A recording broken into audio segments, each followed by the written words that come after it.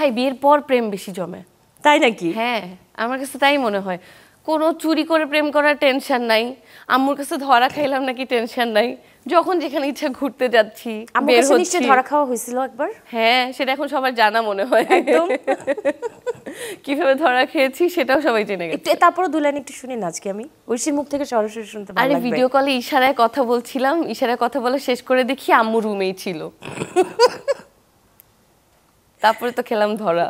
উফ উফ, কি একটা লজ্জাকর একটা পরিস্থিতিতে পড়তে হয় না তখন। ভিডিও তুমি চিন্তা করো, আমি ইশারায় ভিডিও কল, এখন আমি আমার মানে জামাই না, সরি, তখন তো বয়ফ্রেন্ড বা ভালোবাসার মানুষ, তো ওর সঙ্গে নিশ্চয়ই খুব মিষ্টি করে ভিডিও কলে ইশারায় কথা বললাম। তবে রাখার পর যদি শুনি যে আম্মু বলছে এই তুই কার সাথে কথা বললি, তখন আমার অবস্থাটা কি? মাথার ঘাম পায়ে পড়ার মতো অবস্থা একদম।